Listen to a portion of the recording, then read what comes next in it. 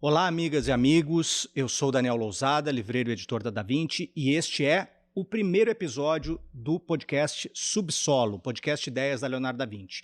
Quinzenalmente nós estaremos aqui, sempre com convidados muito especiais, para debater os problemas brasileiros, as questões do nosso tempo. E nessa jornada eu terei a companhia do meu parceiro de inquietações, diálogos, o historiador e jornalista Leonardo Cases. Tudo bem, Leonardo? Tudo bem, Daniel? Um prazer estar aqui, um prazer estar com vocês. Bom dia, boa tarde, boa noite para todo mundo que está acompanhando a gente, seja no YouTube, seja no feed do podcast. O Subsolo vai ter sempre uma grande entrevista, a gente está preparando assim, uma seleção, já com conversas adiantadas, para a gente trazer grandes nomes aqui para essa mesa, para a gente abrir um diálogo sobre o nosso tempo, sobre o Brasil, sobre a ação, sobre, enfim, aquilo que nos move, acho que é a coisa mais importante. E, claro, teremos também, não poderia deixar de ser, indicação de livros, promoções, que é o que o povo gosta, né? Sempre nos sites da Livraria Leonardo da Vinci e da Da Vinci Livros. Desde o mítico Subsolo da Leonardo da Vinci. Para a realização desse podcast, assim como para a realização de todos os nossos projetos, da nossa agenda cultural, da nossa agenda gratuita, nós contamos com o seu apoio. Esse podcast é realizado com recursos limitados, com todo o nosso esforço, e pedimos, se puder, se conseguir, considere nos apoiar. Como é que isso pode ser feito, Leonardo? Então, o apoio pode ser feito de duas formas. A primeira é pelo Pix. Você pode depositar qualquer valor, né? O que você puder, o que você quiser, o que você desejar, sempre na seguinte chave Pix. É um e-mail, subsolo@leonardodavinci.com.br. Repetindo, subsolo@leonardodavinci.com.br. Essa é a nossa chave Pix. Lembrando que esse é um projeto de comunicação independente que precisa muito do seu apoio. Então, se você puder pagar aquele cafezinho pra gente no Pix, se puder ser um expresso em São Paulo, também é melhor ainda, né? Porque do jeito que as coisas estão indo lá em São Paulo, ajuda mais. Mas assim, gente, a gente fica brincando aqui, mas é sério, assim, qualquer valor importa, assim. Não tem que ter vergonha de falar, mas eu só tenho R$5 pra ajudar. Não, ajuda. Todo o apoio, até porque é uma manifestação também de apoio pra gente, né? Claro. Um estímulo também, porque a gente mostrar que, vocês estão curtindo o nosso trabalho aqui, estão dando uma moral. E acho que é importante também pra gente continuar e estar sempre evoluindo aqui no podcast. Assim. A segunda forma de você apoiar é pela plataforma Orelo, onde lá você pode escolher uma das formas de apoio recorrente. Então, né, você bota lá o cartão de crédito, o apoio vai bater, você nem vai sentir, vai vir a fatura, você paga, pronto ali, suave, nem percebeu. Então, o nosso endereço na Orelo é orelo.cc/subsolo. orelo.cc/subsolo. E claro, né, não é só de dinheiro também que é apoio, né? Se você curtir o nosso trabalho, compartilha nas redes sociais, manda para o grupo de família, para aquele seu tio que precisa ouvir um podcast bacana para pensar o Brasil, entendeu? Tudo isso são formas também de apoiar o nosso trabalho e de alguma forma garantir que a gente continue existindo, né? É a nossa estreia, mas a gente já precisa pensar que, né, nosso objetivo é durar bastante tempo, né? Até porque assunto não falta, então... Mas vamos falar do nosso convidado. Nosso primeiro convidado do podcast Subsolo. Nosso primeiro convidado nasceu em Natal, no Rio Grande do Norte, em 1960. Graduado em Direito e mestre em Sociologia pela UNB, doutor em Sociologia pela Universidade de Heidelberg, na Alemanha, e pós-doutor em Psicanálise e Filosofia na New School of Social Research. Como é que tá a minha pronúncia? Tá ótimo. Foi presidente do IPEA, Instituto de Pesquisa Econômica Aplicada, durante o mandato da presidenta Dilma Rousseff e é professor da UFABC. Autor de mais de 30 livros, é talvez o intelectual público brasileiro mais ativo na última década. Alguns de seus livros foram campeões de venda. Dentre eles destacam-se títulos como A Elite do Atraso, A Construção Social da Subcidadania, Brasil dos Humilhados, uma denúncia da ideologia elitista, A Herança do Golpe e A Ralé Brasileira, Quem é e Como Vive. Suas obras debatem de forma crítica o passado e o presente brasileiros, a escravidão, a colonização, as características das classes no Brasil e, sobretudo, a consagrada tradição do pensamento social brasileiro que formou boa parte da ideia que ainda hoje temos do país, notadamente referenciados nas obras de alguns autores como Sérgio Buarque de Holanda, Gilberto Freire e Raimundo Fauro, entre outros. Muito obrigado por aceitar o nosso convite, muito bem-vindo, é um prazer e uma honra recebê-lo aqui, Gessé Souza. Muitíssimo obrigado, Daniel. Me sinto muito honrado de estar aqui. Eu não sei se eu já tinha dito a vocês, mas eu visitei, eu acho que faz há 50 anos atrás, foi a minha primeira visita aqui nessa livraria, que é um ícone, né? Que eu acho, quer dizer, é muito bonito que se esteja mantendo isso num país que a gente sabe que as coisas são, né? Transitórias e não tem história, né? Então, parabéns a vocês, né? Quer dizer, também por estar montando esse podcast, que é enfim, um espaço importante de reflexão e que a gente precisa muito disso. Obrigado, Gessé. É muito bacana estar aqui com você nessa nossa estreia, né? Estreia de todos nós, né? Também nós nunca fizemos podcast, né? É bom avisar o pessoal que, assim, a nossa estreia é a estreia do Subsolo e a nossa estreia também à frente do podcast. Então, se eu queria começar abrindo nosso papo aqui, porque nos seus livros mais recentes, nas entrevistas, você tem colocado na mira autores que foram consagrados pelo pensamento social brasileiro, né? Daniel já citou Sérgio Buarque, Gilberto Freire, Raimundo Fauro, esses autores que foram responsáveis por formulações do tipo o Homem Cordial, o próprio noção de patrimonialismo, o nome do Fauro, que isso constituiu, digamos, uma espécie de senso comum de como o Brasil vê a si mesmo.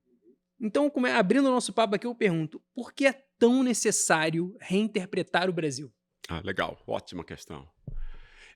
No fundo, quer dizer, eu acho que as ideias, ou seja, no fundo, a dominação simbólica, né, que sempre se dá por intermédio de ideias, é o aspecto mais importante para que a gente possa entender uma sociedade. E Max Weber nos ensina, né, que as religiões era a instância simbólica que explicava o mundo para as pessoas antes, né? De 200 anos para cá, quem faz isso é a ciência. A ciência herdou o prestígio da religião para distinguir o que é verdade, o que é mentira, e o que é justo e o que é injusto. Ou seja, isso manda no mundo, né? Ou seja, se você desenvolver, né,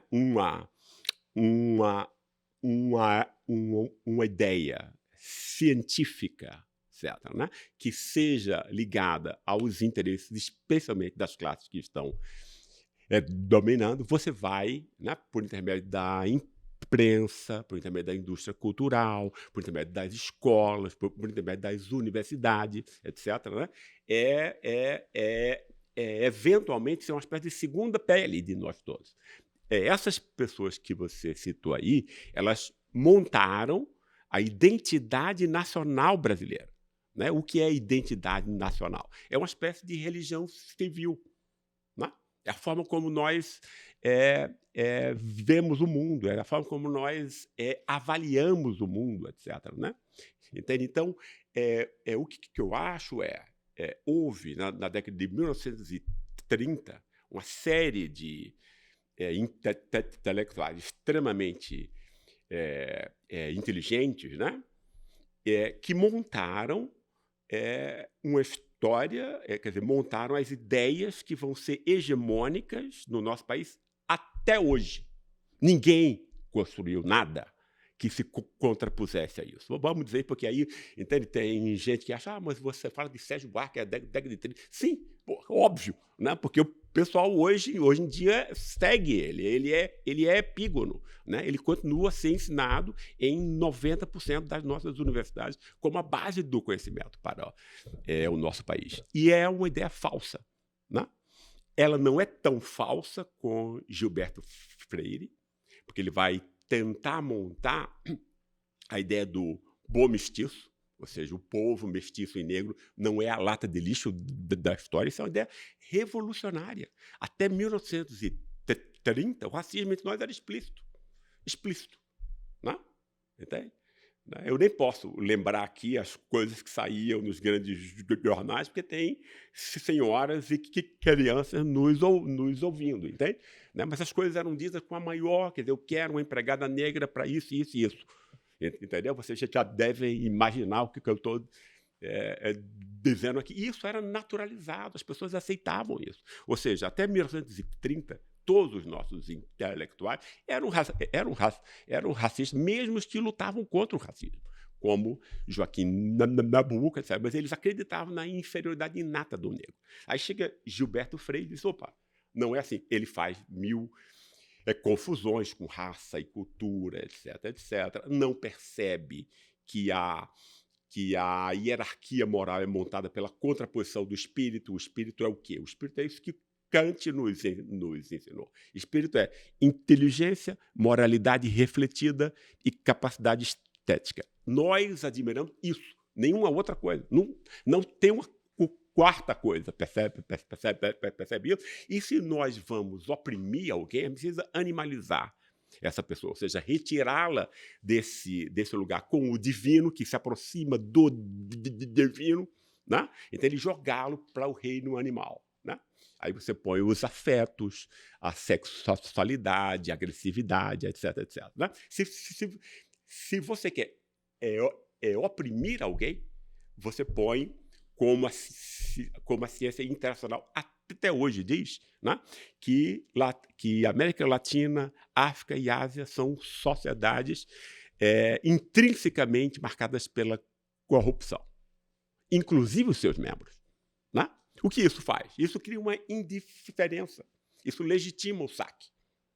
Né? Óbvio. A nossa elite vai fazer exatamente isso, a mesma coisa. Vai pegar emprestadas as ideias da ciência internacional, vai se ver como europeia e branca, e a elite de São Paulo como americana. Né? Isso foi montado na década de 10 e 20 e tal, você transformar o Bandeirante numa espécie de pioneiro ascético, que é completamente ridículo, mas enfim, né? As pessoas acreditam também, né? As pessoas acreditam nisso até hoje. As pessoas acreditam no excepcionalismo paulista, diz que o carioca é malandro, né? O paulista ou seja, esse imaginário vem disso aí, né? Então, uma elite que se imagina americana, uma classe média que é branca em 99%, né? E que tem origem europeia, inclusive origem europeia recente, ou seja, eles sabem que não pertencem a esse povo. Né? E até hoje, você é do Rio Grande do Sul, continua assim. Né? Gilberto Freire tentou mudar isso, né? Quer dizer, apesar de não perceber a crítica dessa hierarquia, ou seja, então ele vai pegar as virtudes ambivalentes do corpo, do afeto, mas é o afeto visto não como um móvel da corrupção, como vai ser com o Sérgio Buarque, mas o afeto que vai ser o encontro entre culturas, vai ser a hospitalidade, vai ser a sexualidade, vai ser a exuberância, etc., etc. Né? Ele tá aí usando as contradições aí de uma repressão do corpo, e isso vai ser usado por Getúlio Vargas para montar a nossa primeira revolução cultural, né? Quando ele diz, olha, o país, quer dizer, isso com a coisa, quer dizer, o nosso país é montado a partir do pilar da cultura africana, ou seja, o que nos define é o samba, é a nossa música, o que nos define é o futebol como praticado pelos negros. Tá? Entende? Quer dizer, isso tudo entrou na máquina de propaganda de Getúlio, porque ele estava querendo incluir essas pessoas, e você não pode incluir lixo, porque lixo não tem autoestima, não tem autoconfiança e tal. Então você tem que afirmar o povo. Né? A elite não gostou disso. Por que a elite não gostou disso? Porque é uma elite improdutiva que vive de monopólio e vive de parasitar o Estado.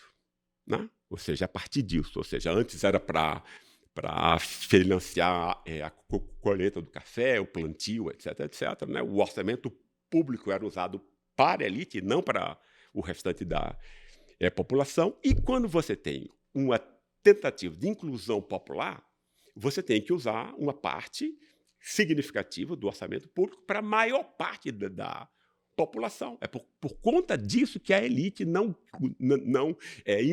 vai inventar uma cultura de golpes de Estado, né? E que vai ser inventada exatamente em oposição a Getúlio. Nada disso é coincidência. Né?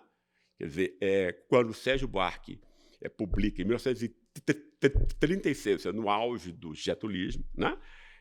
Raízes do Brasil, ele está pensando em Getúlio. Ele está querendo dizer, olha, esse Estado é patrimonial. O que você está querendo dizer? Quer dizer, entende? Quer dizer, é uma bobagem você falar de patrimonialismo no Brasil do século XX, entende? Porque patrimonialismo ele exige o quê? Uma economia que não é monetizada, percebe? Você não pode ter economia moderna e patrimonialismo, porque o patrimonialismo é uma forma de apropriação do excedente, né? Entende? Que vive exatamente de que as pessoas não podem calcular o que foi o trabalho que fez, o que foi, entende? Então é uma bobagem monumental isso, né? Um negócio ridículo essa ideia, né? Mas ele montou, todo mundo acreditou nessa bobagem, né? Como até hoje acredita-se nisso, né? E isso é a melhor justificação do nosso poder elitista que podia haver. Ele diz que a corrupção vem do Estado. O que é o Estado? O Estado é a instância de participação popular, é a política. Então você já criminaliza a política e a participação popular, especialmente se você tem todos os jornais, todas as editoras, né? Todas as televisões, toda a imprensa, etc. E você controla a vida cultural, né? Entende? Quer dizer, então você tem, né? Você pode espalhar essa notícia. E você torna o quê? O saque elitista literalmente invisível, porque ele está no mercado e não no Estado. O Estado, no fundo, ele é comprado pelo mercado. É isso, né? Quer dizer, a mala lá para Temer a essa era, né? Foi jogar de céu, óbvio, né? Funciona assim. E ele vai criar, só para encerrar isso, a noção de um povo corrupto, inconfiável, né? Ou seja, porque nós somos afeto, não mais no sentido positivo que o Freire tinha dado, mas porque nós somos afeto, nós não somos racionais, né? Nós não somos impessoais, né? A gente, quer dizer, antes do cidadão, do outro, a gente vê amigo, inimigo, etc., né? E aí o que eu me pergunto é, qual é o país do mundo onde existe essa impessoalidade? Porque eu passei 15 anos na minha vida nesse país e não vi nada disso, entende? Eu vi o jeitinho alemão, o jeitinho francês, o jeitinho americano, etc, etc. Obviamente, se você é sobrinho de uma pessoa importante, a sua vida está ganha. Óbvio, né? Entende? Mas nós somos tão vira-lata que a gente acredita que a gente idealiza um estrangeiro que não existe, né? Para justificar a estigmatização do nosso povo. E esse povo, apesar de Sérgio Buarque estar falando no brasileiro em geral, vamos lembrar que a elite sabia que ela era americana e a classe média branca sabia que ela era europeia. Então, o que sobra é o povo mestiço e negro, né? Então, quem é corrupto é o povo mestiço e negro. É isso que está implicado nessa identidade nacional. Como você citou no início, a década de 30 é uma década decisiva para o pensamento brasileiro e para a história brasileira, né? Você tem a Revolução de 30, enfim, a modernização, uma mudança radical, né, na estrutura produtiva, na estrutura social brasileira. Você tem no pensamento uma aliança, né, como você diz, não uma aliança consciente, mas uma aliança entre o pensamento de Freire e a política de Getúlio Vargas. Então, eu queria que você falasse um pouco mais. A primeira questão é o que foi, de fato, esse projeto inclusivo de Vargas, que você define como a primeira e única, né, revolução antirracista e inclusiva, né, e aí eu acho que vale citar aí as medidas práticas em termos de legislação, de integração do negro e do mestiço no trabalho formal, né, que vinha perdendo espaço por conta da estratégia de branqueamento e dos imigrantes, etc. A queda ou a caída, né, das leis de repressão ou da prática de repressão das religiões afro-brasileiras, do samba, o futebol se popularizando, né, nasceu elitista, mas se popularizando. Então, acho que é interessante a gente falar um pouco disso, como é que foi exatamente esse processo de Vargas. Tá. Quanto à coisa do Getúlio, eu acho que Getúlio ele vai implantar a primeira lógica que vai ser inclusiva, né? Quer dizer, eu sempre penso nesse sistema. A gente é dominado por ideias que são elitistas, ou seja, elas beneficiam essa elite, né? Que vai criar, como ela precisa do Estado para roubar, porque é isso que a nossa elite faz, né? Entende? Quer dizer, é uma elite de ladrões, sabe? Uma dívida pública que ninguém audita. Como é que você paga uma dívida? Você não sabe de quem é, nem para quê. Isso é um negócio absurdo. Obviamente é fraude, né? Entende? Quer dizer, então entende? É a ladruagem do saque sob a forma de juro, que é uma forma, né, impessoal e tal, quer dizer, de difícil percepção, né? E a classe do agropop, etc., são assassinos e ladrões de terra, né? Isso acontece ainda hoje. Eu entrevistei famílias que foram expulsas por conta disso do norte do Paraná, uma família inteira. O cara chegou, olha, né, eu quero essa terra aqui, você tem uma semana para sair. Isso acontece ainda hoje, uma forma de acumulação primitiva que se renova, né? E essa elite vai descobrir, vai tentar vai ter, a partir de Sérgio Buarque, essa noção do povo corrupto, eleitor de corruptos, o quê? Uma cultura de golpes de Estado. Todas as vezes, não tem nada a ver com a corrupção, porque a nossa elite não tem nada a ver, não tem nada contra a corrupção. E a nossa classe média, que é canalha, em 70% dela, também não, né? No fundo, é uma forma de você impedir o voto, né? Você impedia o exercício da soberania popular, que é o verdadeiro inimigo da nossa elite. E ela consegue isso porque ela tem imprensa, né? E ela pode dizer que Getúlio roubou. Getúlio é ladrão, ninguém provou nada, o cara teve que enfiar um tiro e tal para praia, entendeu? Isso foi jogado depois com Jango, depois com Lula e Dilma. Ou seja, todas as tentativas de inclusão popular terminaram em golpe de Estado. Tem nada a ver com a corrupção. A corrupção é a legitimação, né? E ela vai se formar no ambiente do governo de Getúlio, por quê? Ora, porque Getúlio estava, quer dizer, ele vai ser o primeiro que tinha uma enorme popularidade, etc., né? E tal, né? Quer dizer, porque ele está mudando o país, né? Em termos materiais, está montando indústria, etc., está racionalizando o Estado, etc., está montando uma cultura que é celebratória das raízes populares, etc., etc. É tudo que essa elite não quer, né?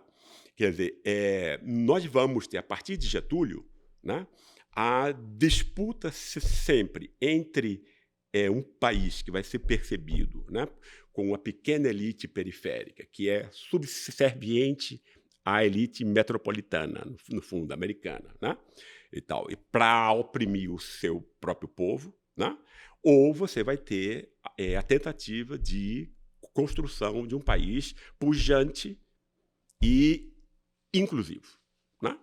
E quem vai que vai construir essa opção possível é Getúlio Vargas. Ninguém antes dele tinha feito nada parecido, né? E ninguém depois fez com a consequência que ele fez, não só material, mas também simbólica, que é uma falha, né? O PT não tem isso, né? Perdeu. Houve a criminalização de Getúlio. Se você fala de Getúlio, é o ditador, é o ditador, entendeu isso? É um negócio impressionante, né? Qual era a democracia que existia em 1930, entende? 2% das pessoas votavam e ainda havia fraude a bico de pena. Ou seja, entende? Quer dizer, qual é o contexto aí de você falar em ditadura, entende? Eu acho muito interessante, só uma ponderação, Gessé, porque quando se fala do Getúlio, o Getúlio é um personagem que ficou meio interditado, assim, no sentido assim, assim, você botar, assim, digamos, num polo mais positivo, como você coloca, né, um projeto realizador, construiu várias coisas, né, um projeto nacional, você pode fazer 1 milhão de críticas, mas de fato havia um projeto de país ali que foi executado em larga medida, inclusive suas instituições, que várias delas existem até hoje. Né? Somos filhos diletos diretamente daquelas iniciativas, assim. E aí eu queria que você, só para dar uma provocada, assim, queria que você falasse um pouco mais sobre isso, assim. Como é que, na verdade, você acha que de alguma forma a gente ficou uma coisa meio, assim, a gente tem uma visão meio anacrônica do Getúlio, assim, no sentido de a gente não entende o Getúlio no tempo dele, a gente tenta ver por uma régua que, na verdade, tá errada, essa régua do autoritarismo, democracia, não faz sentido. Queria ouvir mais um pouco de você sobre isso, assim. Não, em complemento a isso, né, essa demonização do popular, dos projetos populares e essa referência ao autoritarismo, enfim, né, é uma visão liberal, né, de demonização de tudo de tudo que é distributivo, enfim, tudo que cheire ao Estado para o conjunto da população, né, é bastante materializado também na figura do Brizola. O Brizola até hoje é odiado, né? O Brizola é uma figura fundamental no governo do Rio Grande do Sul, na legalidade, mas nos governos, né? Quer dizer, alguém que realizou de fato aqui no Rio de Janeiro. Ele é odiado. Ele tem um vídeo, aliás, célebre sobre isso, ainda registrado, né? Falando sempre na terceira pessoa, né? Não perdoam o Leonel Brizola, e não perdoam de fato, e não perdoam o Jango, e não perdoam o Lula, e não perdoam a Dilma, enfim, cada um com as suas especificidades e contextos, mas é a demonização da distribuição, a demonização do que é popular também, e da cultura popular de modo mais amplo também, né? Faz parte desse fenômeno. Exato, eu acho que o que está montado aqui é uma sociedade de castas hindu, entende? Onde os negros ocupam o papel último, e aí ele pode ser odiado, e aí não só a classe média pode usar esse trabalho a preço vil e humilhar essa pessoa, o gozo da humilhação. Porque a principal tese que eu procurei desenvolver é da continuidade da escravidão hoje. A escravidão continua tal qual, mantendo as mesmas funções, né? Só que com máscaras modernas, né? E aí eu peguei duas vertentes aí de pensamento. Uma é a legitimação da dominação social e política. Esse é o fato mais importante para a gente, porque você pode compreender a totalidade de uma sociedade se você sabe qual é o fator que é hierarquicamente mais importante. Todos os outros vão ser secundários em relação a ele, né?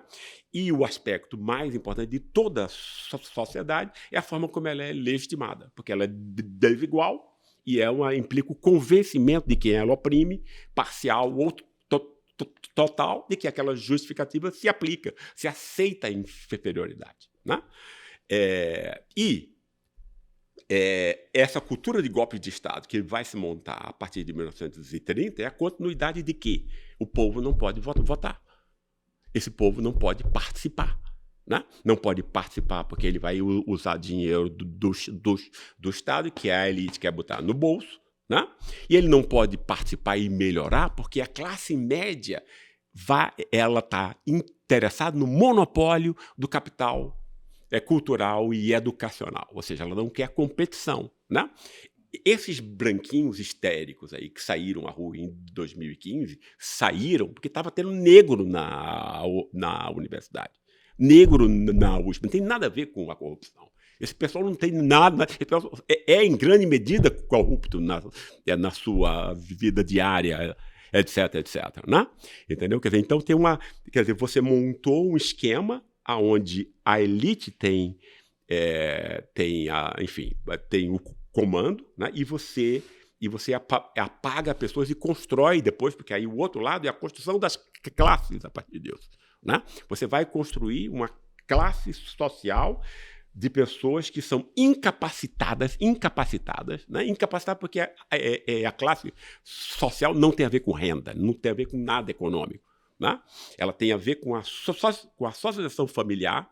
Cada família, uma família de classe média, por exemplo, né? A criança de 0 a 3 anos já recebe, sem perceber, estímulo de disciplina, ver o pai lendo, o tio fala língua estrangeira, e é admirado, ele aprende. Então, como ele ama, né, pai e mãe, ele ama o que os pais fazem. É desse modo que nós, seres humanos, somos montados, né?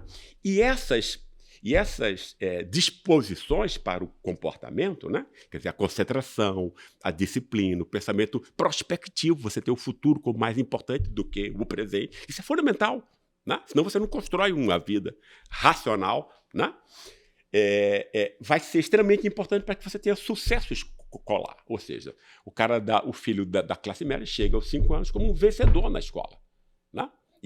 E aí o pai ainda compra o tempo livre dele para ele só estudar. Depois é que ele vai ter essa renda que é 10 ou 20 vezes maior do que esse cara que nunca teve estímulo nenhum, ficou brincando com o carrinho de mão de pedreiro do pai, ou seja, ficou aprendendo afetivamente a ser um trabalhador desqualificado, etc. Né? Na escola ele sai como analfabeto funcional, etc. Então, ele está condenado. Né? Se você, no mundo moderno, não incorpora o conhecimento, você é lixo. Né? Você é objetivamente animalizado, porque aí você vai ter que fazer um trabalho muscular, como os animais e os antigos escravos. Né? Ou seja, é uma classe social de novos escravos, obviamente. Né? Ou seja, que não tem chance, perseguidos pela polícia, odiados, desprezados, né? E utilizáveis só como mão de obra vil. Ou seja, maior continuação da escravidão é impossível. Né? Entende? Quer dizer, não é o nome. Muita gente diz, né? E tal, a escravidão é muito sim, mas o nome não é muita coisa, porque você vai associar. Quer dizer, o nome não é unívoco, o conceito é unívoco. Né? O conceito é você recriar em pensamento uma realidade complexa. Né? Então, quer dizer, se você pensar a escravidão não como um nome, mas como um conceito, né, que vai tendo que responder a estímulos, etc., etc., nós temos aqui uma sociedade moderna e escravista ao mesmo tempo. Né? Pegando o carona no que você está falando, Gessé, acho que assim, né, você nesse seu esforço de reinterpretação do Brasil, você coloca assim, no centro da sua formulação a experiência da escravidão, assim, como uma coisa assim, decisiva, e como é que ela é a base de tudo que é construído depois, assim, está relacionado a ela de alguma maneira. Ao mesmo tempo, você define o racismo como um fenômeno múltiplo, que não é só racial. E ele também inclui outras formas culturais, a luta contra a corrupção, você já citou aqui, a questão da guerra às drogas, por exemplo, também é uma outra dimensão do racismo. E aí eu queria um pouco que você falasse como é que essas duas coisas se encontram, né? Como é que a nossa experiência da escravidão, que parece uma coisa do passado, né? Ou melhor, o esforço de tentarem congelar essa experiência no passado, talvez não seja o modo mais correto de olhar, né? Assim, né? Essa experiência que é do passado, mas diz tanto sobre o nosso presente, e o racismo hoje, nessa dimensão múltipla, como você trabalha.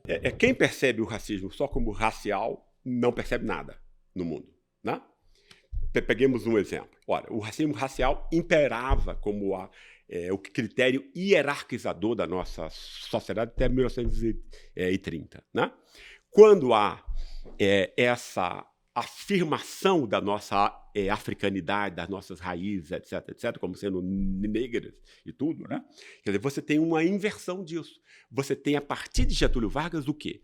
A transformação de um racismo explícito no racismo cordial brasileiro. O cara vai ser racista, continuar racista, porque ele não foi criticado, né? Entende? Era preciso mais aí uns 50 anos e uns 5 Getúlios para a gente efetivamente apagar isso, né? Entende? Mas você teve uma interdição do racismo explícito, o que é ótimo. Tem gente que acha, não, eu prefiro o racismo. Racismo é Ku Klux Klan, cara, né? Entende? É um louco quem diz uma bobagem dessa, né? Entende? Quer dizer, nós temos o racismo cordial porque Getúlio Vargas interditou o racismo na esfera pública. Isso significa que a gente deixou de ser racista? Não, a gente continua. Né? Mas agora tem que ser expresso de uma outra forma. Né? E que depois da Segunda Guerra Mundial, quer dizer, Getúlio conseguiu isso em 1930 aqui entre nós. Né? Depois o mundo inteiro, por conta do Holocausto judeu, vai banir o racismo como uma interdição mundial. Né? Quer dizer, não é inaceitável o racismo. Isso vai acabar o racismo? Não. Ele vai se transformar de racismo racial em racismo cultural. Né? Ou seja, ao invés da inferioridade presumida dessas pessoas estar baseada no estoque racial, ela vai estar baseada num estoque cultural que é montado loucamente. Né? Quer dizer, porque nós somos percebidos por todos os nossos grandes pensadores como sendo uma continuidade de Portugal, que é uma bobagem sociológica e histórica incrível. Né? Entendeu? Quer dizer, em Portugal não havia escravidão. Entendeu? É um negócio louco isso. Tá? Se não havia escravidão, né? E a escravidão é uma instituição total, ela vai montar o estilo de vida, uma forma muito peculiar de economia, de moral, de política, etc, etc. Vai montar seres humanos completamente distintos. Você pode falar português, gostar de sardinha, torcer pelo Vasco da Gama, mas você não é português. Né? Entendeu? Isso é óbvio, isso é sociologia, no seu artigo 1. É a sociedade que faz os indivíduos. E toda a nossa concepção é montada sobre uma fraude. Raimundo Fauro, Sérgio Buarque, etc, etc. Né? Quer dizer, vem aí uma corrupção de Portugal na Idade Média. Isso é ridículo. Essa ideia é ridícula. Porque não podia haver corrupção no sentido moderno na Idade Média. Por quê? Porque a noção de bem público vai ser construída na Revolução Francesa. Né? Porque ela está acoplada à noção de soberania popular, que não existia antes, então era impensável a corrupção, entende? Aí o cara vem e põe, não, a corrupção vem, a nossa vem desde 1381 e tal, para montar uma contraposição com a Inglaterra e depois Estados Unidos como modelo idealizado, basbaque, absoluto, etc, etc. Né? E isso é tomado como um discurso progressista. Boa parte da esquerda encampa esse discurso. Foi o grande toque genial de Sérgio Buarque. Ou seja, ele apresenta uma interpretação liberal e racista.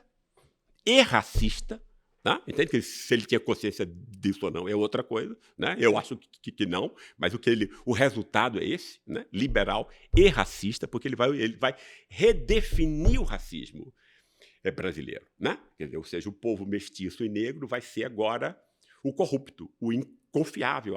Você toca a pessoa na dimensão moral, que é a principal entre nós. Se você diz que a pessoa não é muito inteligente, dentre as dimensões do espírito, né? Você diz que uma pessoa não é inteligente, ok, não é um negócio agradável, mas ninguém morre por isso. Então, você não é muito bonito e tal, ok, tá, quer dizer, não é bom, mas enfim. Agora, se você é corrupto, você matou essa pessoa. Né? Quer dizer, a dimensão moral tem a ver com assassinato, entende? Tem a ver com estigma, etc, etc. Foi exatamente o que Sérgio Buarque ajudou a fazer. Né? Até hoje, essa bobagem de uma herança de corrupção, entende? Quer dizer, ela serve para quê? Né? Apenas para subordinar, para legitimar todas as formas de dominação, opressão e injustiça. E ele conseguiu fazer isso tirando onda que estava fazendo uma crítica social. Entende? Quer dizer, e aí o pessoal que reclama da corrupção do Estado tem o dedo assim, como se tivesse, e tal, ali, está errado, isso aqui, né? Entende? Quer dizer, isso é uma loucura. Né? Ele ficou mais explícito com o Moro, enfim, esse jogo ridículo, mas ele não está compreendido. Né? A população é dominada por essas ideias, envenenadas, né? E o meu esforço era o quê? Uma interpretação que não fosse a interpretação elitista. Uma interpretação que fosse vista a partir de quem está embaixo. Entende? Quer dizer, qual é a denúncia possível que você pode fazer, teoricamente, a partir da representação para dar voz, uma voz científica e tal, para pessoas que não têm voz há 500 anos. Né? Basicamente é isso. Né? Esse discurso contra a corrupção, baseado nesse conceito de patrimonialismo, enfim, jeitinho, nessa herança, etc., ele está, vigente de ponta a ponta. Você tem no Dallagnol, no Barroso, tem no Haddad, tem da esquerda à direita. Exato. Aliás, essa semana passada eu vi o anúncio de um livro que é isso de ponta a ponta. A corrupção reside no Estado. Então, o mercado é o lugar da virtude. Exato. E o Estado é a fonte de corrupção. Menos Estado, vamos diminuir o Estado.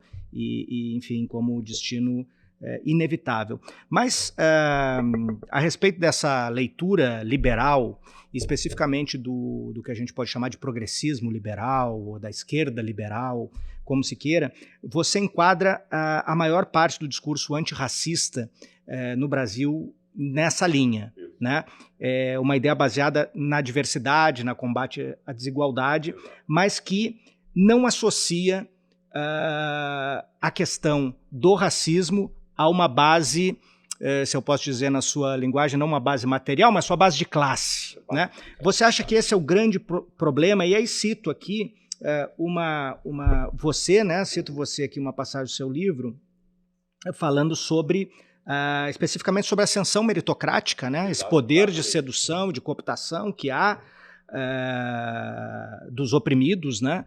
E da luta anti-opressão. A gente pode pegar os Estados Unidos, mas pode pegar o Brasil, né? E fazer alguns paralelos também, já que a gente importa boa parte também, do meu ponto de vista, de uma certa empulhação acadêmica dos Estados Unidos, né? Desse discurso anti-opressão. Mas você cita, então surge uma aliança entre 1% mais rico com 1% de negros mais educados e privilegiados para o ganho de ambos, legitimando a continuidade da miséria e da exclusão da enorme maioria. E citando outra passagem que está no seu livro Herança do Golpe.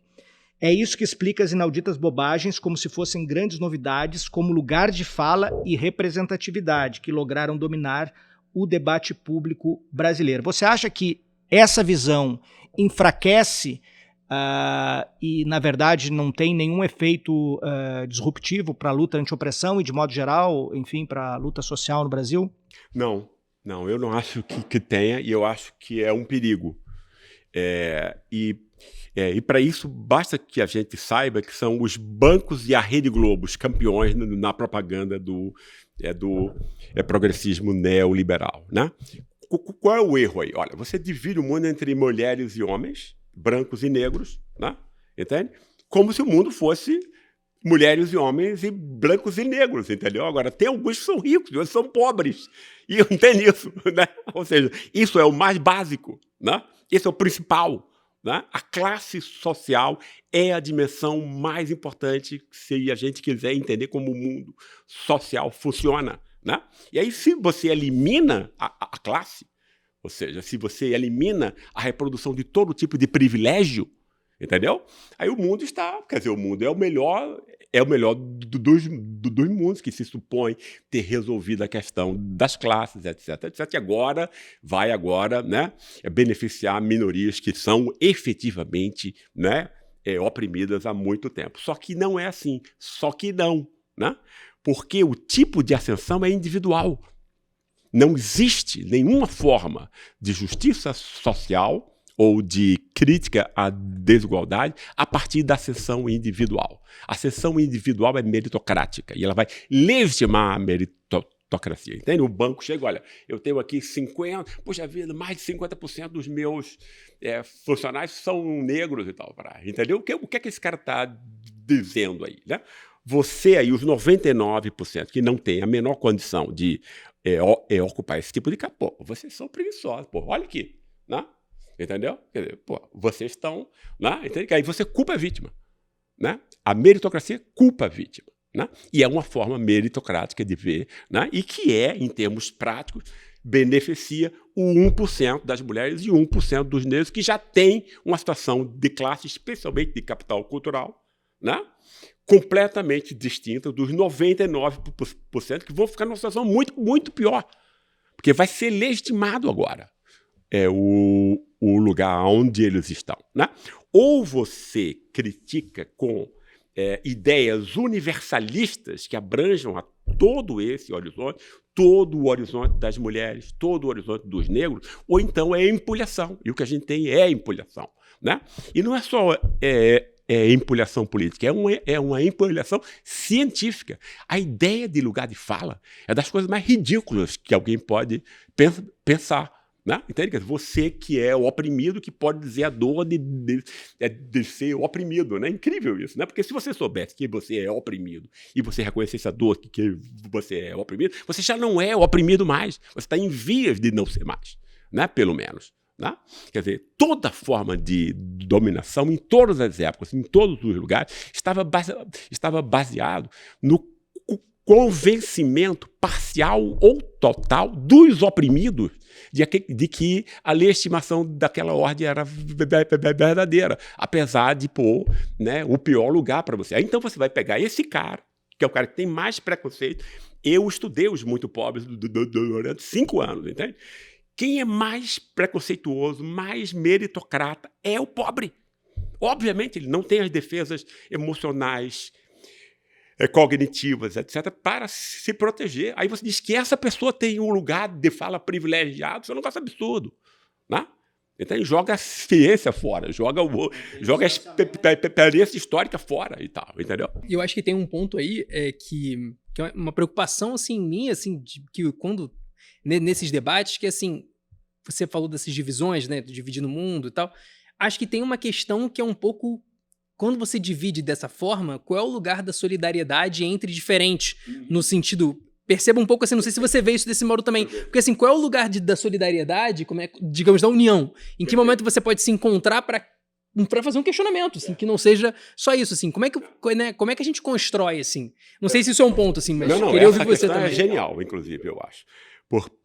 Porque ela pega no centro, no nervo da coisa, entendeu? Quer dizer, como foi que isso tudo começou, pessoal? Sempre a origem histórica que é a melhor coisa, é o nosso melhor mestre, né? Isso começa quando você tem uma transição do capitalismo industrial. O que era o capitalismo industrial? O cara explora os outros, mas ele paga bem a classe trabalhadora, percebe?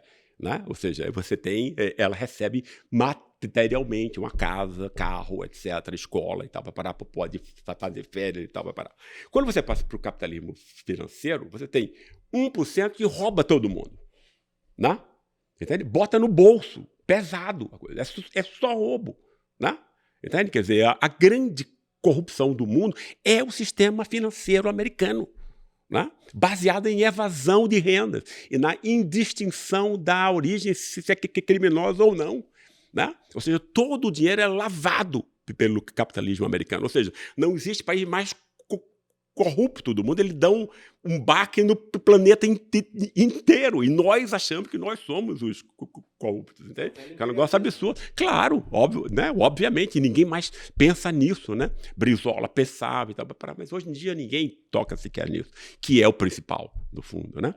Mas o que eu estava respondendo para você antes, quais são as duas respostas que vai ter a isso?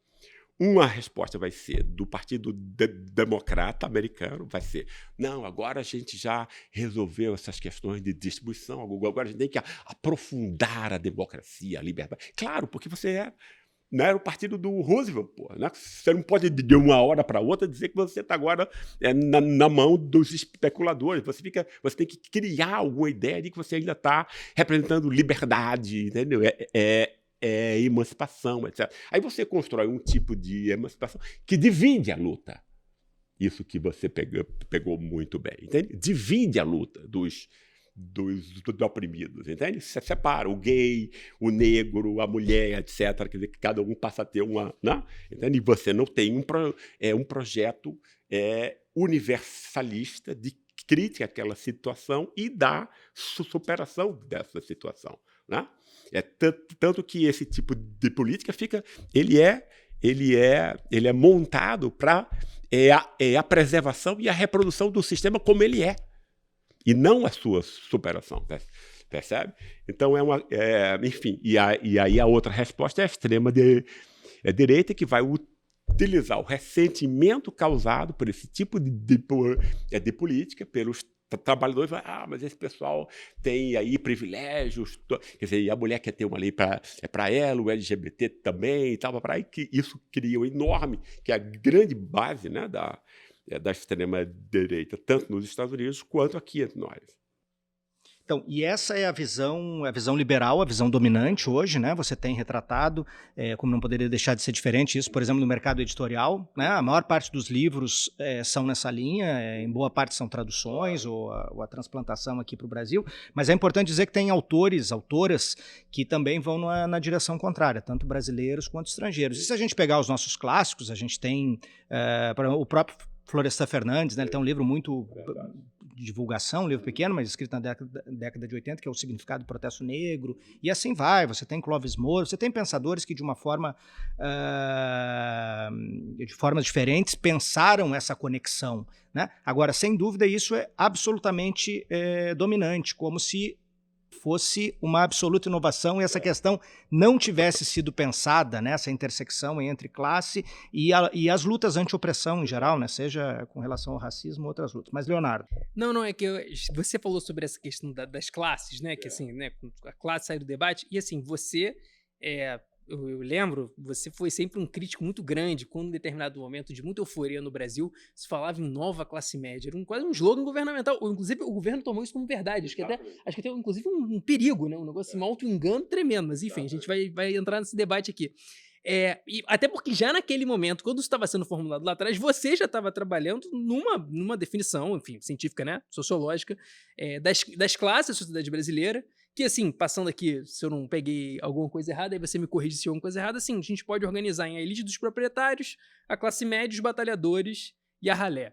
Então, queria, assim, você explicar um pouco, assim, né, pra quem tá ouvindo a gente, assim, quem é, o que são cada uma dessas 4 classes, que são as classes que você trabalha, né? São as classes que você formulou.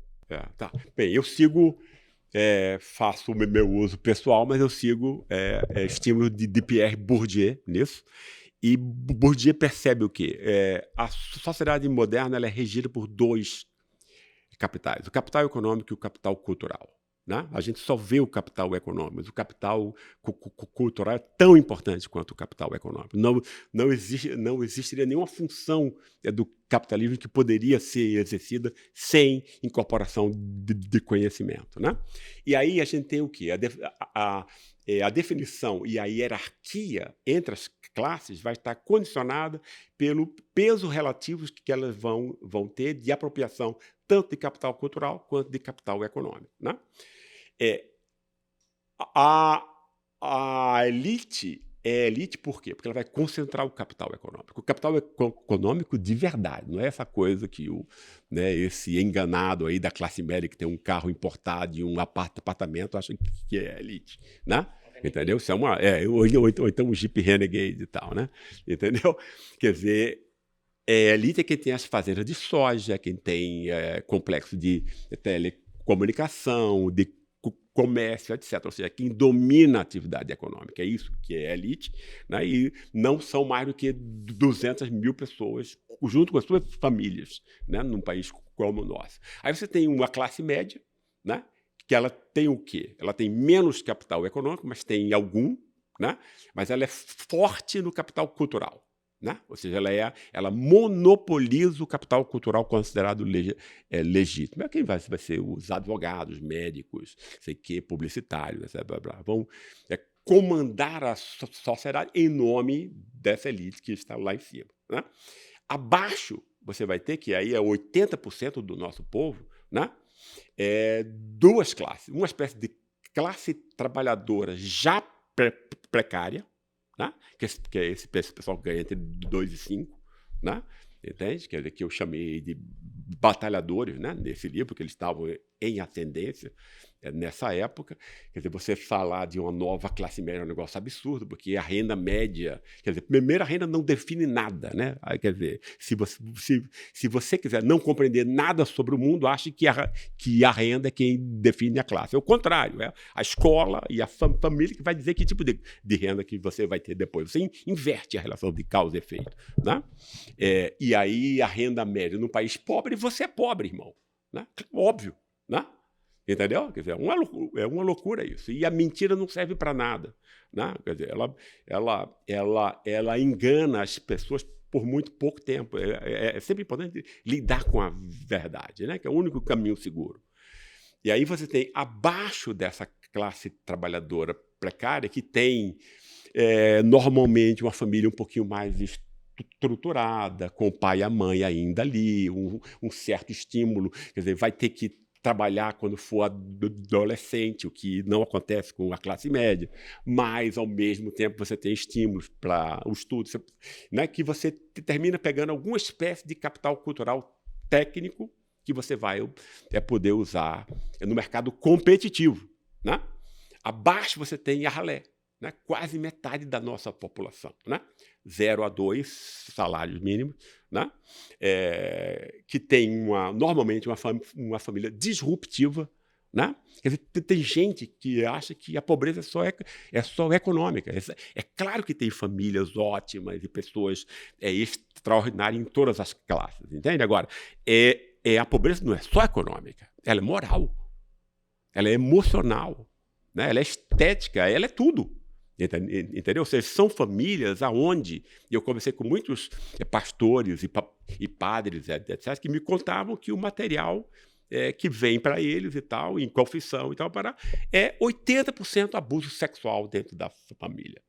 Né? Ou seja, algo que ninguém fala no nosso país, né? Extremamente disseminado, etc. Né? Isso, obviamente, né, implica que são famílias normalmente com uma mãe, que vai ter vários parceiros, o que facilita esse tipo de coisa, etc. Né? Enfim, então você tem família desestruturada, uma escola também precária, você vai sair como analfabeto funcional, e aí a única coisa que você pode ser é empregada doméstica, se você for mulher, e negra, ou um escravo de ganho moderno, entendeu? Esse cara que vai entregar a pizza quentinha na casa do bacana, etc. e tal, vai para, né, trabalhos sujos, perigosos, pesados, etc. Eu acho que é basicamente isso. Quer dizer, a ralé ela não tem capital cultural, né? E não tem capital econômico. Ela é destituída de tudo, né? Além de ser o quê? Odiada, desprezada e perseguida. Daí essa similitude com o sistema de castas hindu. O sistema de castas hindu demorou milênios sem mudanças. Né? Por quê? Ora, porque a forma mais que você põe alguém para estigmatizar, todas as outras classes acima dela vão se sentir superiores a alguém. Percebe? Quer dizer, como a dimensão moral é a dimensão mais importante, né? O que é a dimensão moral? É que nós todos temos que ter autoestima. Sem autoestima, a gente não levanta da cama de manhã. Entende? Quer dizer, e o contraponto da autoestima e da autoconfiança em nós mesmos é o reconhecimento social dos outros sobre a gente. Né? Esse negócio, a opinião dos outros não me importa. Isso é uma bobagem enorme. Obviamente, a gente é montado a partir disso. Né? Ninguém é uma fortaleza, nós somos frágeis, vulneráveis, etc. etc. Né? E nós dependemos, né, de uma imagem simpática, empática dos outros em relação a gente. Né? Que é exatamente o que esse pessoal não tem. Esse pessoal é o desprezo. Se a polícia mata, né, a classe média aplaude, etc. Ou então os pobres remediados, como vão eleger Tarcísio, não sei o quê, para matar o povo. Quer dizer, todo mundo sabe que quem morre é o negro. Entende? É racismo também isso. Né? E aí você cria esse patamar escuro, né? Porque só tem mestiço e negro, né? É que você pode pisar em cima. Essa é a lógica da nossa sociedade, no seu âmago, eu acho. Gessé, você fala que essa construção social da indignidade, né, da indignidade social é o que determina, né,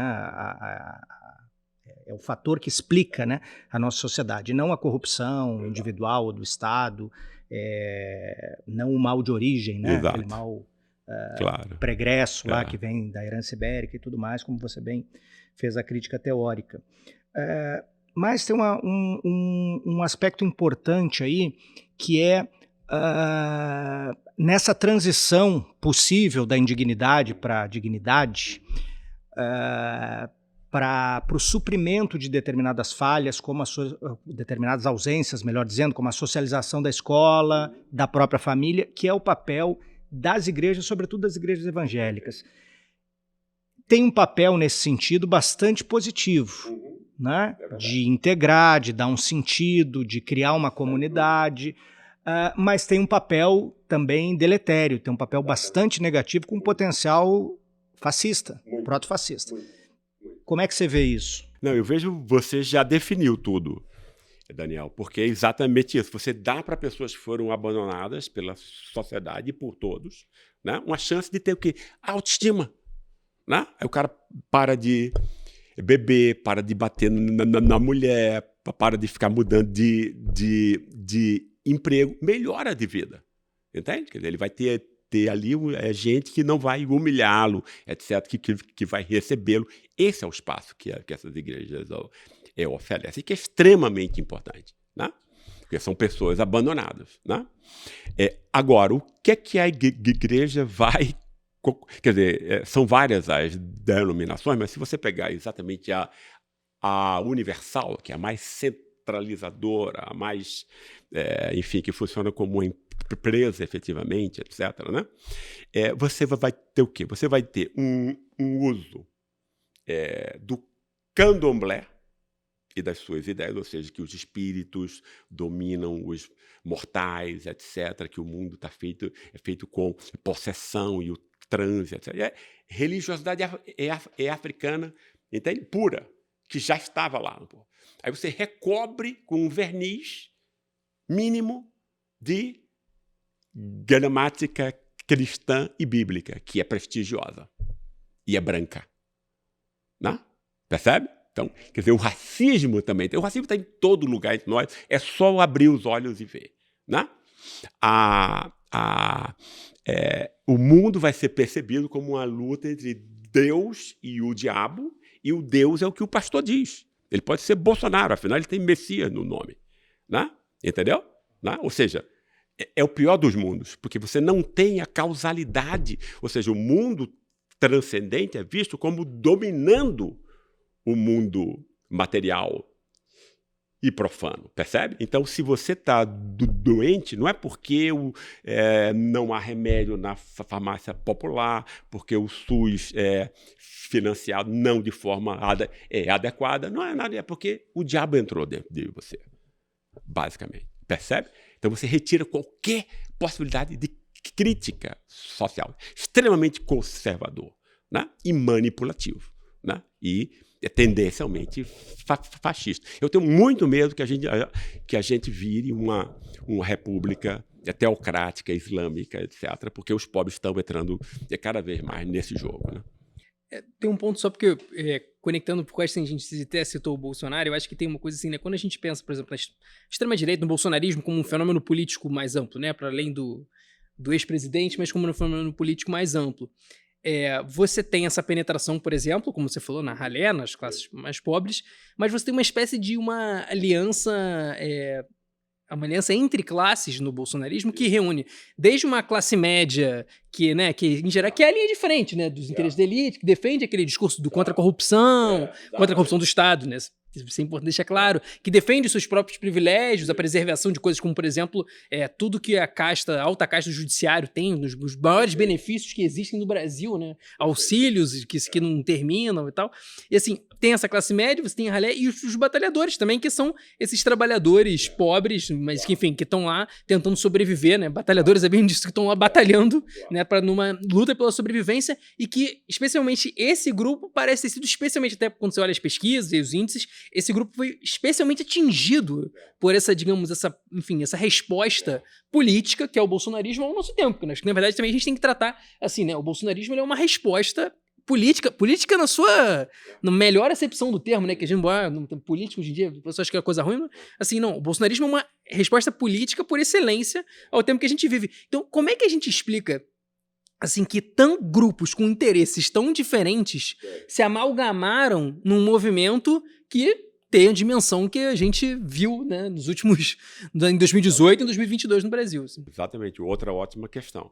Eu acho que tem a ver foi uma reação ao processo de inclusão social lulista, basicamente isso, né?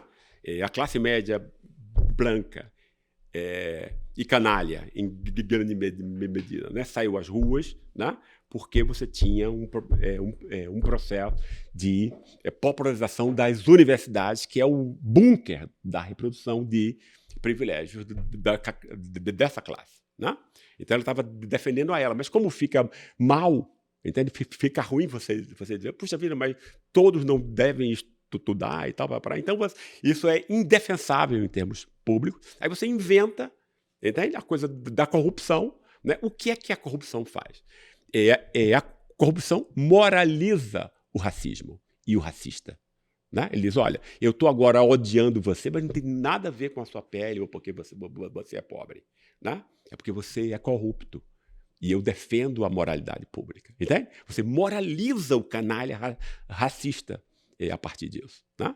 E, por exemplo, no fundo, Bolsonaro ele é o grande representante dessa elite predatória nossa, ou seja, de uma elite do saque. Né? A nossa elite é do saque. Né? Não produz um parafuso. Um parafuso, só rouba, só saqueia. né? O orçamento público, através de dívidas que são uma fraude, né? São dívidas privadas transformadas em dívidas públicas. Né? Quando você tem a imprensa e tudo, você pode fazer o que você quiser. Né? Gessé, você falou essa questão, né, do Bolsonaro, dessa resposta que o Bolsonaro dá, essa questão moral, né, que isso é o foco, né, da resposta que ele dá, né? Ele não diz para as pessoas o que ele vai fazer, apertar o pescoço delas, como você definiu, acho que muito bem. Mas assim, o fato é que a gente tem uma experiência que né, foram 4 anos de governo Bolsonaro, a gente viveu tudo aquilo que a gente viveu, tivemos uma eleição muito difícil em 2022, uma eleição muito complicada, uma vitória, né, Lula volta para o seu 3º mandato, o PT depois, né, ficou 14 anos no poder, 6 anos fora, e aí retorna. E aí, mas retorna para um país que é um país muito diferente daquilo que ele deixou, e depois de um período que, assim, ao mesmo tempo, assim, até agora a gente já está no 2º ano de mandato, caminhando para 1 ano e meio, né, de mandato, quando a gente está fazendo essa conversa. E me parece, assim, que o tom geral é uma espécie, uma conformação de que é isso aí, as políticas públicas focalizadas, é uma gestão da emergência, né? A gente vive num tempo de emergência, só que assim, as emergências elas vão uma sobrepõe à outra, quando é uma tragédia, assim, a emergência climática, as coisas que acontecem assim, e o governo parece estar só respondendo às emergências e uma espécie de gestão melhor da miséria, no sentido de que as pessoas não vão passar fome, e a gente faz, né, assim, com iniciativas para as pessoas simplesmente não morrerem de fome, mas assim, no horizonte me parece um tanto limitado, pensando que em 2026 tem eleição de novo, e nada indica que o que a gente viu em 2022, na verdade, pelo contrário. Assim, né, o bolsonarismo enquanto fenômeno político, independente de questões eleitorais, partidárias, legais, ele continua super forte. Então, assim, e aí, né, dentro desse cenário, eu pergunto, assim, como você avalia Lula 3, estamos aqui 1 ano e meio de mandato, como é que você avalia, à luz, né, do que aconteceu de 2016 para cá, enfim, que é muita coisa? Não, eu acho que, quer dizer, primeiro, ele recebeu um país muito distinto, ou seja, o impeachment serviu para quê? Para criar instituições para não haver jamais o protagonismo presidencial, que é o vínculo com a inclusão popular. Né? É a eventualidade de um líder popular ocupar a presidência, a partir da presidência e do controle do orçamento, mudar a situação social, que Lula conseguiu. Né? Entende? Especialmente no Lula 2. Enfim, e a forma de controle foi... Você monta um semi-parlamentarismo na prática, né? Que tomara que o Supremo varra isso, porque é um negócio absurdo, né? E o Banco Central independente, isso é uma canalice, né? Quem fala disso. Ou seja, ele é independente da soberania popular e é dependente dos bancos. Né? Então, você tem aí os dois, quer dizer, e o Banco Central é extremamente importante, é ele que define os preços, não só juro e tal, né? Enfim. E aí você retirou, né, as pré-condições políticas de um protagonismo do executivo, que é a única coisa que a gente tem de realmente popular entre nós, porque deputado nunca foi, sempre foi uma coisa fragmentada, etc. Né? Agora, dito isso, reconhecendo a dificuldade e a necessidade, portanto, de uma conciliação, né? Obviamente. Né? Agora, essa conciliação não pode ficar só na conciliação, ela tem que apontar para uma outra coisa. Ela tem que apontar, né? Quer dizer, eu não vejo em nenhuma área, tá? Qualquer estratégia a médio e a longo prazo. É uma estratégia reativa, né? Tá ali levando soco, aí distribui um tapa, não sei o quê, vai se mantendo ali, entendeu? Por exemplo, essa catástrofe no Rio Grande do Sul. Entende? Isso é uma chance. Se alguém tiver o mínimo de inteligência, né? Quer dizer, ter 2 neurônios que sobrou para fazer sinapses, né? É a ocasião perfeita para você fazer uma crítica central ao capitalismo selvagem predatório brasileiro. Olha o que acontece com as pessoas. Entende? Antes ali era um Estado rico e tal, entende? Entende? Que alimentava o país, e hoje em dia é uma poça de água com rato e barata e tal. Entendeu? Agora, não vai acontecer. Né? Entende? Falta inteligência. Né? Entende? É muito chato dizer isso, né? Porque eu gostaria que tivesse inteligência lá em cima para perceber isso, entende? Então, mas não há estratégia alguma, não há estratégia no Ministério das Comunicações que você entrega ao Centrão. Qual é o ministério que você vai entregar para o Centrão? Comunicações. Quer dizer, o negócio, entende isso? Né? Entende? Né? Entende? Quer dizer, é muito decepcionante por esse aspecto, né? Eu admiro o Lula como líder popular, pessoalmente e tudo, não é isso? Mas eu acho que o governo está encalacrado, né, numa reatividade, né, sem ter qualquer... Quer dizer, isso você não pode deixar que a Rede Globo faça isso para você. Então, ela nunca vai criticar juro alto. Ela vai dizer que o juro alto é bom para o trabalhador porque controla a inflação. Entende? Claro, é a mentira dominante. Agora, por que você não cria, então, né, uma cadeia de rádios locais e tal, né, entende? Aonde você possa ter um conteúdo distinto disso, né? É uma coisa constitucional, você precisa ter pluralidade de ideias, entendeu? Né? Circulando, né? Precisa chegar na cabeça das pessoas. Olha, uma boa escola, quer dizer, se você vai ser homossexual ou heterossexual, é problema seu, irmão, né?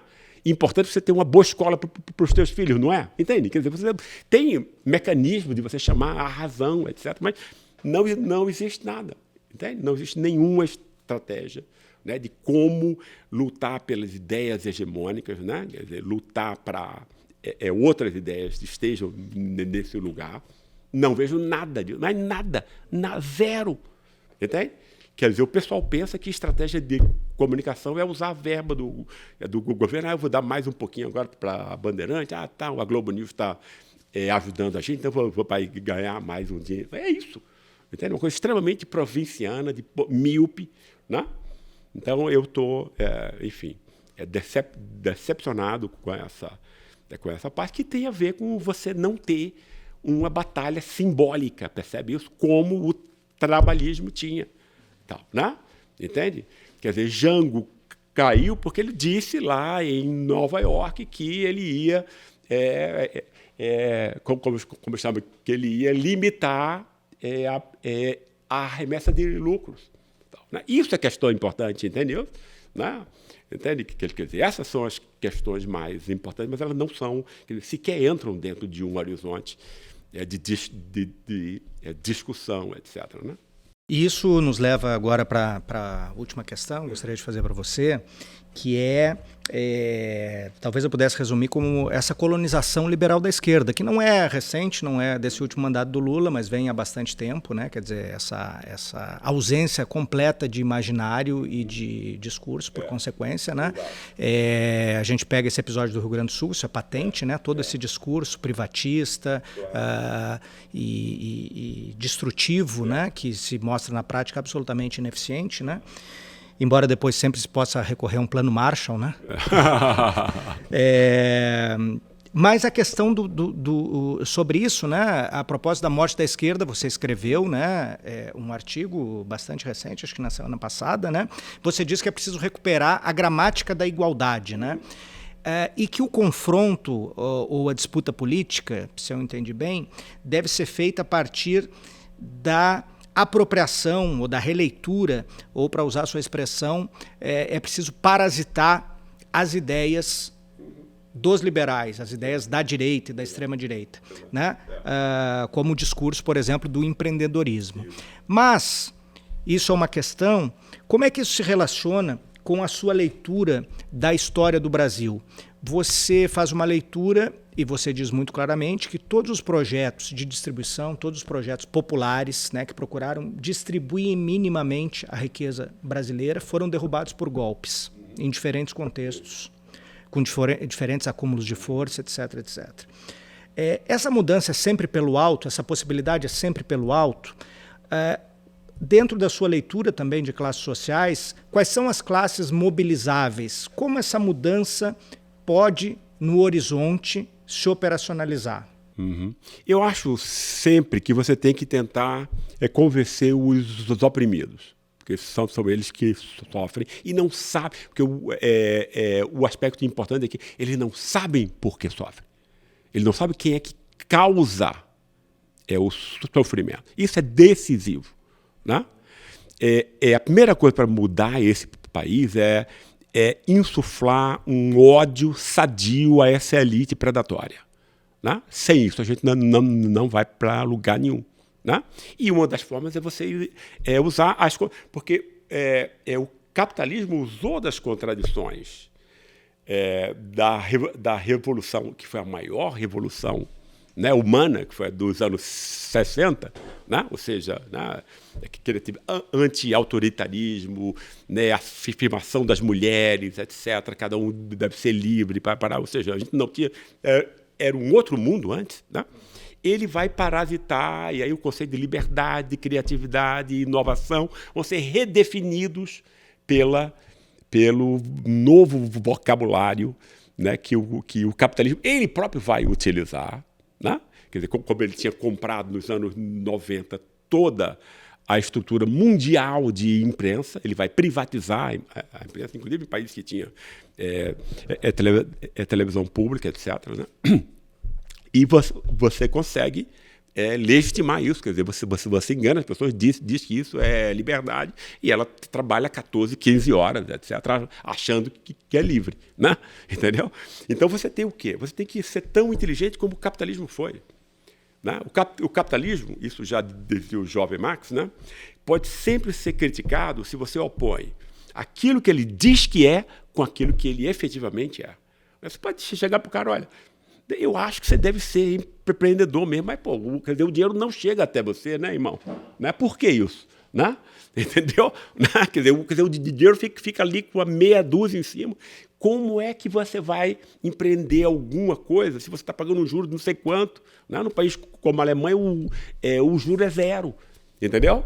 Né? Quer dizer, como é? Entende? Quer dizer, você tem 1000 formas de você mostrar isso, né? E aí eu cito no artigo, quer dizer, Ciro Gomes pegou um desses aspectos, e a sociedade de devedores conseguiu 18 milhões de votos. Ou seja, é possível, né? É possível se você for inteligente, né? Entende? É possível se você montar uma estratégia consequente, etc., de como você funcionalizar esse novo discurso, essa nova crítica e tal, né? Entende? Olha, quer dizer, o dinheiro não vem porque a dívida pública é uma fraude. E aí você não pode ter uma escola boa, né? Não pode ter os 10% do PIB para as escolas, você gasta metade, 300 bilhões, coisas. Se você gastasse 600, você em uma geração mudava o país, né? Você instaurava CIEPs aqui, né? Entende? No país inteiro, escolas integrais para essa moçada pobre com café, almoço e janta, né? Depois de 20 anos, você vai ter uma mudança, uma mudança efetiva, percebe? Então, eu acho que é uma coisa que a gente precisa, porque os indivíduos já foram socializados no neoliberalismo. Eles já são neoliberais. Entende? Quer dizer, a postura, o processo de subjetivação já é completamente neoliberal, né? Quer dizer, deu certo, né? Quer dizer, por conta disso que os caras estão mandando no mundo, né? Entendeu? Então você tem que ter o quê? Tem que ter uma crítica a isso, óbvio, e é sempre criticável, né? O que é falso pode ser demonstrado como falso, entende? Quer dizer, você precisa criar uma estratégia de como isso chega a quem mais precisa, né? E o meu desespero eu não vejo nenhuma estratégia nisso. Eu não vejo sequer a preocupação, entende? Eu não vejo até, as pessoas acham que as questões são outras, e tal, entende? Isso é de um desespero patente para mim. São muitas questões, acho que muitas delas aqui a gente não vai responder. Eu tenho uma sugestão, Daniel, acho que o Gessé tem que voltar. Ah, concordo. A gente marca assim, né? Ele veio na estreia, aí deixa passar um tempinho, aí a gente chama ele de volta. De entendeu? acordo. Porque a gente continua a conversa. E até porque... Eu adorei o papo aqui com vocês. E até porque, eu não sei se pode falar, se não pode, já vou falar mesmo assim. O Gessé está com um livro novo na praça em mês, claro. 2 meses. Primeira mão aqui. Lançado em setembro. E aí a gente pode discutir aqui. Já estamos aqui, ó. Já lançamento em primeira mão. Aqui, já né? pode falar o título? Não, ainda não. Não. O título vamos deixar como... Mas ele falou em off aqui. É um tema bastante forte, bastante contemporâneo, enfim, vai gerar muita discussão aí. E tem a ver com tudo que a gente falou, aqui, com a interpretação do Brasil e tudo mais. É um livro, como sempre, de Gessé. Fica aqui a recomendação. Aliás, eu estou aqui com todos os livros do Gessé. Estão todos aqui, já a gente vai falar sobre eles. E Gessé, antes de encerrar propriamente a nossa conversa, eu queria que você indicasse 3 livros que o nosso ouvinte, o nosso espectador, deveria ler essa noite. Bem, eu vou indicar, então, livros de gente que, enfim, foram importantes para a minha formação, ideia. Eu gostaria, antes de tudo, indicar o Sobrados e Mucambos, do Gilberto Freire, que é um livro, inclusive, muito bom de ler, né? Todo mundo vai gostar muito. E eu gostaria também de indicar A Distinção, do Pierre Bourdieu, né? Que é um livro sensacional. Quem conseguir ler ali as 500 páginas vai sair outra pessoa. E eu gostaria também de indicar Lutas por Reconhecimento, do Axel Honneth, né? Que é quem monta essa ideia de que a moral, essa ideia hegeliana, no fundo, né? De que a moral é o elemento mais importante, é o elemento último, a instância última. A gente tem sempre que saber o que é mais importante, né? E que foi obnubilado por esse tema das necessidades econômicas, etc., né? Que a gente não consegue entender, então, porque alguém que tem 1 bilhão está sempre atrás de 2, ou de 3, de 4, de 5, né? Então, se fosse necessidades econômicas, 1 bilhão você pode comprar tudo, né? Obviamente não é só isso. Você quer ter 10 ou 20, etc., pela distinção social que você ofere pela posse, que a posse do dinheiro lhe dá. Então, a motivação não é econômica, ela é moral, né? Basicamente é isso que ele está discutindo. Sim, e presente nas suas obras. Gessé, muito obrigado pela presença aqui, um prazer sempre te ouvir, muito instigante, muito forte, as suas falas sempre muito contundentes, né? E acho que muito necessárias no nosso debate público, né? Às vezes tão tímido, né? Ou raso, e você não se furta aí a ser claro e a defender as suas posições e colocar suas ideias em debate. Então isso é muito importante para o debate público. Quero registrar aqui uma coisa muito importante, porque temos nessa mesa uma exceção estatística, uma maioria botafoguense. Uau, olha aí, então, cara. O Gessé botafoguense. Pois o Daniel na estreia, ele já chega gaúcho, tirando a... Quer dizer, o gaúcho que da camisa, exatamente. Não, disseram que eu fui... Cariocou completamente agora. Fui pé frio, disseram que eu fui pé frio. Ele foi, né? Você foi pé frio, A culpa foi sua, entendeu?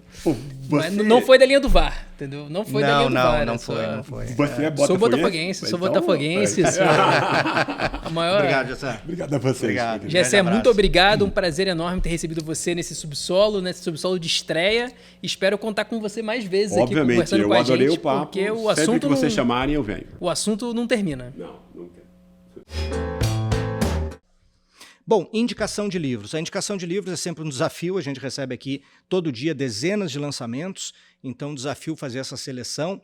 Eu selecionei aqui rapidamente 3 livros, este acabou de chegar, é um romance gráfico chamado Utopias, Revoluções são impossíveis até se tornarem inevitáveis, um bom título, um bom subtítulo, da Raquel Varela, que é uma historiadora, e do Robson Vilauba, que é sociólogo e é um quadrinista, um ilustrador. Editado pela Veneta, é um romance gráfico que fala sobre a Revolução dos Cravos, que acaba de completar 50 anos, agora no 25 de abril, importante acontecimento contra o autoritarismo e o fascismo. Esse outro livro já tem alguns meses, é um livro muito importante que fala do nosso Sistema Único de Saúde, é uma biografia do SUS, fala sobre como o SUS foi gestado, como ele foi planejado, as suas características, enfim, desse sistema de saúde único no mundo. SUS, uma biografia, Lutas e Conquistas da Sociedade Brasileira, do Luiz Antônio Santini e do Clóvis Bulcão.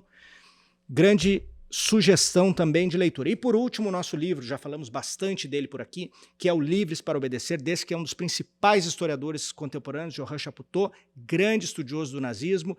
E o Livres para Obedecer fala especificamente da continuidade do desenvolvimento da gestão de empresas do nazismo aos nossos dias. Estranhos ecos, não só na linguagem como na prática, entre o nazismo e a moderna gestão de empresas. Vivamente recomendo para todas e todos. Como o Leonardo disse no início, nós sempre temos cupons de desconto e promoções especiais para os ouvintes e espectadores do Subsolo. Nessa semana, nessa quinzena, melhor dizendo, nós temos o cupom de 10% de desconto no site leonardodavinci.com.br para todos os livros que não estiverem em promoção. Basta digitar no campo cupom Subsolo, que você vai ter esses 10% de desconto. Temos um amplo acervo, um acervo muito diversificado, tanto nas ciências sociais, quanto na literatura, livros infantis, quadrinhos e por aí vai. Então, aproveite o nosso acervo no site leonardodavinci.com.br, utilizando o cupom Subsolo, que vai lhe dar 10% de desconto. E temos também a promoção de 20% de desconto, também no site leonardodavinci.com.br, para os livros do GCE, nessa próxima quinzena. Então temos livros como esse, Brasil dos Humilhados, A Construção Social da Subcidadania, Como o Racismo Criou o Brasil, A Elite do Atraso e por aí vai, A Herança do Golpe, livros que nós falamos aqui e falaremos, sobre os quais falaremos mais adiante. Então aproveite, os livros do GCE estão em destaque no nosso site, estão reunidos, então, nessa próxima quinzena, com 20% de desconto. Aproveite, ouvinte e espectador do Subsolo. Bom, eu gostei. Eu também gostei muito. Nossa estreia, estreamos em grande estilo. Eu acho que sim, eu gostei. Eu fiquei um pouco frustrado porque eu tinha mais umas 15 perguntas para fazer pro GCE. Mas isso eu falei para você antes de começar que era impossível a gente esgotar todas as nossas questões em um episódio que ele ia ter que voltar. Isso eu falei para você antes da gente começar a gravar. Não, é verdade, mas E recomendaram, né? Todo mundo, não façam um podcast muito longo. Bom, mas hoje tem corte, a gente pode transformar em 200 cortes, né? Mas, enfim, isso acho que indica que a conversa foi boa, enfim, são assuntos aí que tem muitas vertentes e certamente através dos livros e da discussão, enfim, da conversação que vai se gerar a partir desse podcast, que é o nosso desejo, né? Com certeza. Sem dúvida que isso pode se espalhar muito mais enfim, germinar muito mais. Mas, Leonardo, nosso próximo episódio estará em todas as plataformas em 15 dias, no dia 4 de junho, será mais uma grande entrevista sobre as questões do nosso tempo, sobre os problemas brasileiros. Então acompanhe, divulgue, espalhe o Subsolo, acompanhe as novidades nas nossas redes sociais, escreva para nós, enfim, mantenha contato, dúvidas, angústias, sugestões. Tudo isso é muito bem-vindo. A gente está começando agora. A gente pretende aí ter uma lista extensa de convidados e convidadas até o final do ano. Então a gente pretende aí que seja, não tenho dúvida, que vai ser muito produtivo para nós que estamos fazendo aqui e esperamos que para todas e todos que estão nos acompanhando, não é? Com certeza. Assim, é a nossa estreia, né? Então, assim, a gente quer saber também se vocês gostaram, né? Eu acho que é uma parte bastante importante. O público é uma parte bastante importante, a razão, né? Da gente estar aqui gravando e colocando na rede, né? Esse papo espetacular que a gente teve com o GC Souza hoje. Então, gente, fique atento às redes sociais da Da Vinci, no Instagram, @Livraria Leonardo da Vinci, @Da Vinci Livros. Se você não segue ainda, segue lá, tem muita coisa bacana. Daniel tá sempre informando, falando, comentando o livro, falando de atividades que vão ter aqui na loja. É muito bacana mesmo. Espalhe o Subsolo por todo mundo e para todo mundo, né? Lembrando que o nosso e-mail, que também é a nossa chave Pix, que você pode colaborar com o valor que você puder, quiser, desejar. Nosso e-mail é subsolo@leonardodavinci.com.br, que também é a nossa chave Pix, subsolo@leonardodavinci.com.br. O Subsolo está disponível nas principais plataformas de podcast e também no YouTube, onde você pode nos assistir e não só nos ouvir. Pode ver aqui todo o cenário, né, esse mítico Subsolo, você pode ver pelo YouTube também. Muito obrigado pela audiência, um abração, até a próxima. Um abração e até o próximo Subsolo, direto do mítico Subsolo da Da Vinci.